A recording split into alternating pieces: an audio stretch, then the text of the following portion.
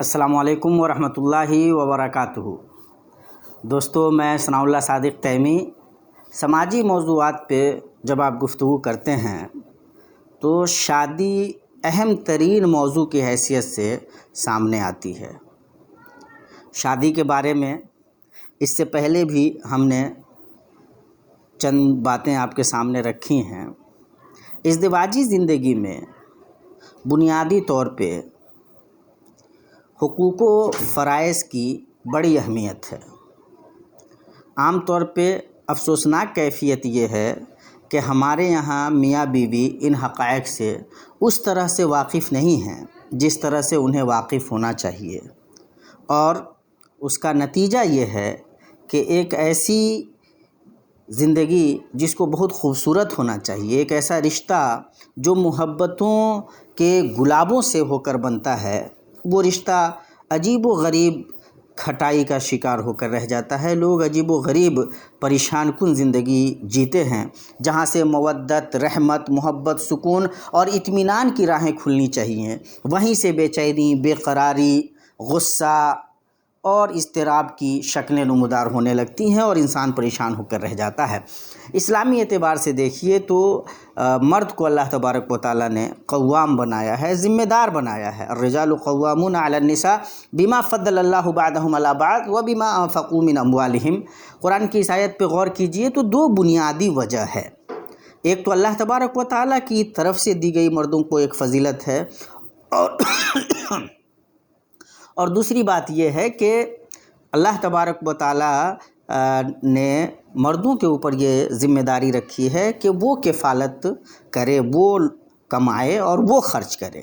گھر کو بنیادی طور پہ چلانے کی ذمہ داری، ساری سہولتیں فراہم کرنے کی ذمہ داری، اگر وہ شادی کر رہا ہے تو مہر دینے کی ذمہ داری، ولیمہ کرنے کی ذمہ داری،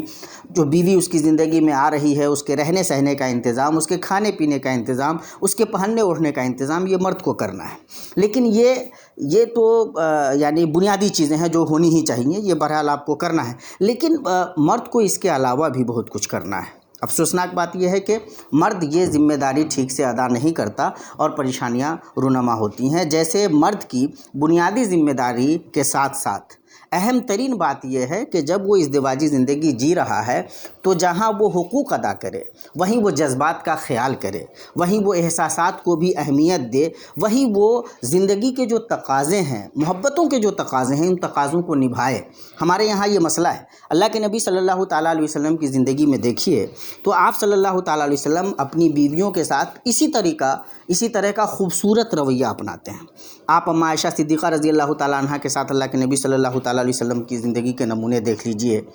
آپ صلی اللہ علیہ وسلم ان کے ساتھ ہنستے کھیلتے ہیں، مقابلہ تک کرتے ہیں، دوڑتے ہیں، اور ایک مرتبہ اماں عائشہ صدیقہ رضی اللہ تعالیٰ عنہ جب ابھی بدن پہ اس طرح سے گوشت نہیں چڑھا ہے، اللہ کے نبی صلی اللہ علیہ وسلم سے آگے نکل جاتی ہیں۔ بعد کے دوسرے سفر میں اللہ کے نبی صلی اللہ تعالیٰ علیہ وسلم کہتے ہیں کہ چلو ایک مرتبہ پھر دوڑ کا مقابلہ کرتے ہیں، اور اللہ کے نبی صلی اللہ علیہ وسلم پچھاڑ دیتے، اس مرتبہ آگے نکل جاتے ہیں۔ اماں عائشہ صدیقہ رضی اللہ تعالیٰ عنہ پیچھے رہ جاتی ہیں، تو اللہ کے نبی صلی اللہ علیہ وسلم خاص انداز میں مزاح کرتے ہیں کہ دیکھو تل کا بے تل کا، اب مقابلہ برابر ہو گیا، ہم نے بدلہ لے لیا۔ تو یہ اس سے آپ اندازہ لگائیں کہ وہ زندگی جو اللہ کے نبی صلی اللہ علیہ وسلم ازدواجی سطح پہ جی رہے ہیں وہ کس طرح کی زندگی۔ اللہ کے نبی صلی اللہ تعالیٰ علیہ وسلم کے بارے میں امہات المومنین فرماتی ہیں کہ گھر کے جو چھوٹے موٹے کام ہیں وہ اللہ کے نبی صلی اللہ علیہ وسلم خود کر لیا کرتے تھے، بیویوں کا ہاتھ بٹاتے تھے۔ اللہ کے نبی صلی اللہ تعالیٰ علیہ وسلم انہیں یہ احساس نہیں ہونے دیتے تھے کہ وہ کسی بھی درجے میں اللہ کے نبی صلی اللہ تعالیٰ علیہ وسلم انہیں بس یوں ہی سمجھ رہے ہیں، ان کو کوئی اہمیت نہیں دے رہے ہیں۔ اللہ کے نبی صلی اللہ علیہ وسلم ان کا خیال رکھتے تھے۔ ام سلمہ رضی اللہ تعالیٰ عنہ کی ایک حدیث ہے کہ وہ ایک مرتبہ اللہ کے نبی صلی اللہ علیہ وسلم کے ساتھ تھیں، اور اسی درمیان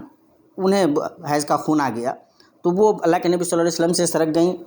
اللہ کے نبی صلی اللہ علیہ وسلم سمجھ گئے تو وہ بلایا اور کہا کہ ارے یہ کیفیت ہے، کوئی بات نہیں ہے۔ پھر آپ صلی اللہ تعالیٰ علیہ وسلم نے پھر سے ان کو اپنی چادر میں لے لیا۔ یہ مطلب جو ایک خاص کیفیت ہوتی ہے ایک خاتون کی، اور اس وقت جو ایک مرد کا ریئیکشن ہو سکتا ہے، اس پہ ذرا غور کیجئے کہ کس محبت سے اللہ کے نبی صلی اللہ تعالیٰ علیہ وسلم نے اس پورے معاملے کو، اور اماں ام سلمہ رضی اللہ تعالیٰ عنہ پہ جو اس کا اثر پڑا ہوگا، اس کا آپ ہم اندازہ لگا سکتے ہیں۔ اسی طرح اماں عائشہ صدیقہ رضی اللہ تعالیٰ عنہ کے یہاں اللہ کے نبی صلی اللہ تعالیٰ علیہ وسلم تھے، اور کسی بیوی کے یہاں سے کچھ کھانے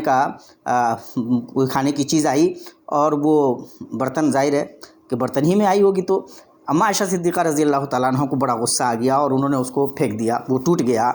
اللہ کے نبی صلی اللہ تعالیٰ علیہ وسلم نے وہ کھانے کی چیز کو اکٹھی کیا، اور وہ جو کھانے کی چیز تھی اس کو آپ صلی اللہ علیہ وسلم نے جمع کیا، اور جو برتن ٹوٹ گیا تھا اس ٹوٹے ہوئے برتن کی جگہ پہ دوسرا صحیح برتن آپ صلی اللہ علیہ وسلم نے اپنی اس بیوی کے یہاں بھیجوایا جو انہوں نے بھیجوایا تھا۔ اور اماں عائشہ صدیقہ رضی اللہ تعالیٰ عنہ کے بارے میں جب وہ پھینک دی انہوں نے، تو یہ فرمایا کہ غارت امکم، دیکھو تمہاری ماں کو غیرت آ گئی ہے، کلو کھاؤ تم لوگ۔ یعنی اللہ کے نبی صلی اللہ علیہ وسلم نے کس خوبصورتی سے اس ایک ناخوشگوار، بظاہر ناخوشگوار واقعے کو اللہ کے نبی صلی اللہ علیہ وسلم نے خوبصورتی سے خوشگوار واقعے میں تبدیل کر دیا۔ تو یہ خوبصورتی ہے اللہ کے نبی صلی اللہ علیہ وسلم کی، جو زندگی جی رہے ہیں ازدواجی، اس میں وہ اتنا زیادہ خیال رکھ رہے ہیں جذبات کا، احساسات کا۔ اور اسی لیے وہ اس واقعے پہ بھی غور کیجئے کہ اور اماں عائشہ صدیقہ رضی اللہ تعالیٰ عنہ بیان فرماتی ہیں باضابطہ کہ وہ لوگ کھیل رہے تھے کچھ، تو مسجد کے اوٹ سے حضرت عائشہ صدیقہ رضی اللہ تعالیٰ عنہ اللہ کے نبی صلی اللہ تعالیٰ علیہ وسلم کے کندھے پہ اپنا ہاتھ ڈالے، ان پہ تکیہ لگائے ہوئے اور دیکھ رہی ہیں، اور دیر تک دیکھتی رہیں۔ آپ صلی اللہ علیہ وسلم اس درجے میں خیال رکھتے تھے، اور عائشہ خود اس میں فرماتی ہیں کہ سوچو کہ اگر کوئی کم عمر خاتون ہو تو وہ کس درجہ مطلب ٹائم لگائے گی، کتنا وقت لگے گا اس کو لہو لہب سے لطف اندوز ہونے میں، اور وہ کتنا دیر تک دیکھتی رہ گئی ہوگی۔ اور اللہ کے نبی صلی اللہ علیہ وسلم تب تک اسی طرح رہے جب تک میں خود ہی الگ نہ ہو گئی۔ تو یہ اس سے سمجھ میں آتا ہے کہ اللہ کے نبی صلی اللہ علیہ وسلم اس زندگی کو کس طرح سے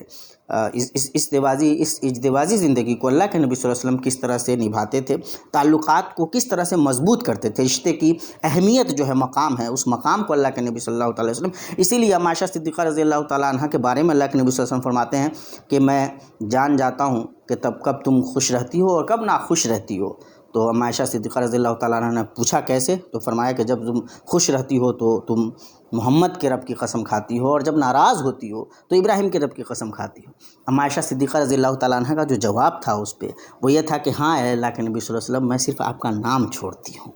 یعنی کہ یہ بڑا خوبصورت مرحلہ ہے، اور یہ سمجھنا بہت ضروری ہے کہ یہ جو زندگی ہے، اس زندگی کو خوبصورت بنانے کی کوشش کرنی چاہیے، اور اس چیز کی عام طور پہ ہمارے معاشرے میں مردوں کے یہاں کمی ہے۔ اور یہی وجہ ہے کہ وہ جہاں آپ کو محبت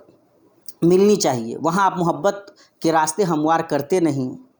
اس لیے آپ کو اپنی بیویوں سے وہ سکون، وہ اطمینان، وہ محبت نہیں ملتی، اور آپ کہیں اور جا کر اسے تلاش کرنے کی ناکام کوشش کرتے ہیں اور ہر طرح سے رسوا ہوتے ہیں۔ اسی طرح ہمارے یہاں خواتین کے لیے بھی بڑے معاملات ہیں، بڑی عجیب و غریب کیفیت رہتی ہے۔ عورتوں کو عام طور پر یہ یاد نہیں رہتا کہ بھائی آپ کو اپنے شوہر کی اطاعت و فرما برداری کرنی ہے، اور یہ بہت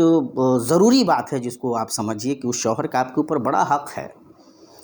اس کی ذمہ داری ہے کہ وہ آپ کے حقوق کا خیال رکھے، لیکن آپ کی ذمہ داری ہے کہ آپ بھی اس کے جذبات و احساسات کا خیال رکھیں، اس کی بات مانیں۔ اللہ کے نبی صلی اللہ علیہ وسلم فرماتے ہیں کہ المرأۃ اذا صلت خمسہا وصامت شہرہا واطاعت بالہا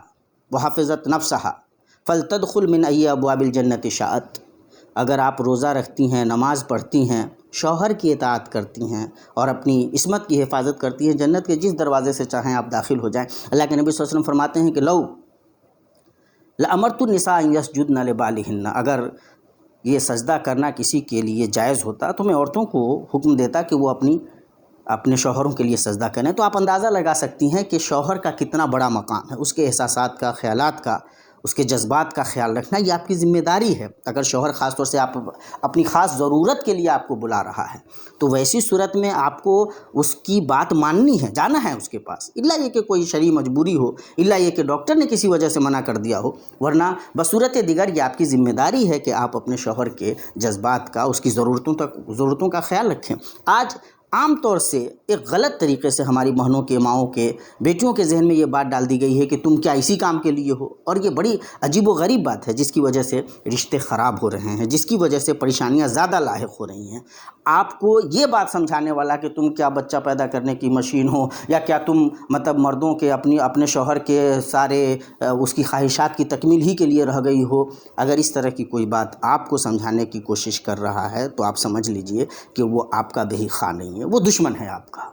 وہ آپ کی عصمت و عفت کی حفاظت نہیں چاہتا، وہ آپ کے بارے میں غلط نظریے رکھتا ہے، غلط خیالات رکھتا ہے۔ اللہ تبارک و تعالیٰ سے بڑھ کر آپ کا کوئی بھی بہی خواہ نہیں ہو سکتا، اور اس اللہ تبارک و تعالیٰ کا حکم ہے، اور اس معاملے میں قرآن و حدیث میں سختی آئی ہے۔ ہماری ماؤں کو یہ سمجھنے کی ضرورت ہے، ساتھ ہی ہماری ماں اور بہنوں کو یہ بھی سمجھنے کی ضرورت ہے کہ اگر آپ اپنے شوہر کو ٹھیک سے سمجھیں گی، اس کی ضرورتوں کا خیال رکھیں گی، تو لازماً وہ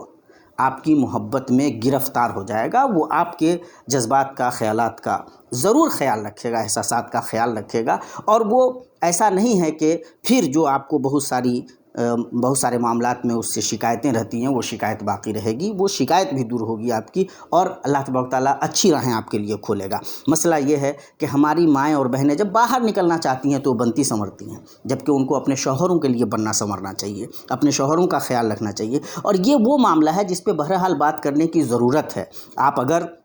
یہ نہیں کرتی ہیں، زبان درازیاں کرتی ہیں، ان سے زیادہ مطلب بڑھ چڑھ کر کے باتیں کرتی ہیں، ہر معاملے میں آپ جو کچھ کرتی ہیں ان کو بار بار احساس دلاتی رہتی ہیں، جو محبت کے تقاضے ہوتے ہیں اس کا مظاہرہ آپ کی طرف سے اگر نہیں ہو تو لازماً پھر گھر میں کھٹائی ہوگی۔ مرد اگر آپ کا خیال نہیں رکھے، آپ اس کا خیال نہ رکھیے، آپ کی زبان میں وہ چاشنی نہ ہو، وہ محبت نہ ہو، وہ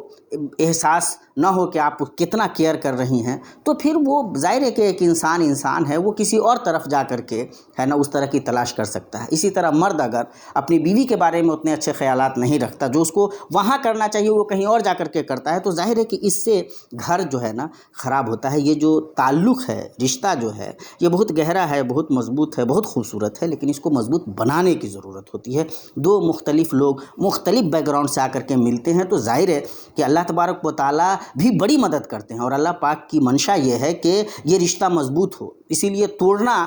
کوئی بھی اگر یہ رشتہ ایسے ہی توڑنا چاہتا ہو تو اللہ تبارک و تعالیٰ کی نظر میں وہ ایک اچھا کام نہیں ہے۔ اسی لیے اس خاتون کے بارے میں بھی بڑی وعید آئی ہے جو دوسری عورتوں کی ازدواجی زندگی کو خراب کرنے کا کام کرتی ہیں۔ ایسی خواتین کو بھی ڈرنا چاہیے۔ اور ایک بات اور سمجھنے کی ہے، عام طور پر ہمارے یہاں یہ کمپیئر کرنے کا، مقارنہ اور موازنہ کرنے کا ذہن بہت ہے، اور اس کی وجہ سے مسائل پیدا ہوتے ہیں۔ آپ یقین جانیے کہ کسی بھی انسان کی زندگی پرفیکٹ نہیں ہوتی ہے، آئیڈیل لائف نہیں ہوتی ہے۔ انبیاء کو اللہ تبارک و تعالیٰ نے آئیڈیل زندگی دی ہے، بات کے لوگوں میں مسائل زندگی کے آتے ہیں۔ آپ کسی کو دیکھ کر کے سوشل میڈیا پہ اس کی تصویریں دیکھ کر کے یا اس کے کچھ ویڈیوز دیکھ کر کے آپ کو لگتا ہے کہ یہ آدمی تو بہت اچھی زندگی جی رہا ہے، جبکہ حقیقی زندگی میں جب آپ جھانکیں گے تو آپ کو پتہ چلے گا وہاں بھی مسائل ہیں۔ تو ایسا نہیں ہے کہ مسائل نہیں ہوتے ہیں، بعض لوگ اپنے بارے میں زیادہ وہ بڑھ چڑھ کر کے مبالغہ آمیز انداز میں باتیں رکھتے ہیں، آدمی سوچتا ہے یار اس کی زندگی تو بڑی اچھی ہے، میرے ساتھ یہ سب پریشانیاں ہیں، لیکن جب آپ حقیقت تک جائیں گے تو آپ کو پتہ چلے گا کہ اللہ پاک نے آپ کو زیادہ نعمتوں میں رکھا ہوا ہے۔ کچھ لوگ باہر زیادہ اچھا مظاہرہ کرتے ہیں یہ دکھلانے کے لیے کہ وہ بڑے خوش ہیں یا ان کے تعلقات بہت اچھے چل رہے ہیں، اور آپ نے اس سے الٹا مفہوم یہ لے لیا کہ یار ان کے تو بڑے اچھے چل رہے ہیں، ہمارے خراب چل رہے ہیں۔ ایسی بات نہیں ہے۔ یہ جو کمپیریزن ہے یہ آپ کو دھوکے میں ڈالتا ہے۔ آپ کو اللہ تبارک و تعالیٰ کی دی گئی نعمتوں کا احساس خود کرنا چاہیے، اس کے لیے کمپیریزن کی ضرورت نہیں ہے۔ ہر آدمی کی زندگی یونیک ہے، آپ خود اپنے آپ میں ایک اکائی ہیں، اور اس سے کسی اور کو جوڑنے کی ضرورت ہی نہیں ہے۔ آپ جب اس پہ اس حیثیت سے غور کریں گے تو نعمتوں کا احساس ہوگا۔ اللہ کے واسطے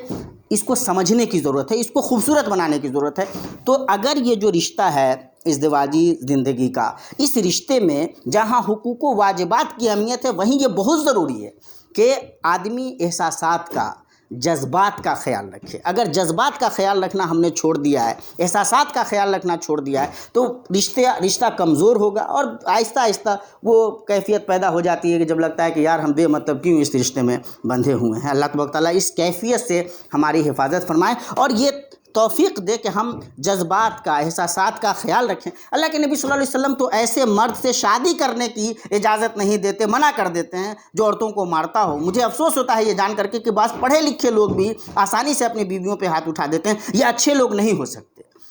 اور ان کے بارے میں یہ سوچنا پڑے گا کہ کیا وہ واقعتاً پڑھے لکھے ہیں یا ان کو مہذب کہا جا سکتا ہے۔ اللہ تبارک تعالیٰ سے دعا ہے کہ اللہ تبارک تعالیٰ ہمیں ان حقائق کو سمجھنے کی توفیق عطا فرمائے۔ والسلام علیکم ورحمۃ اللہ وبرکاتہ۔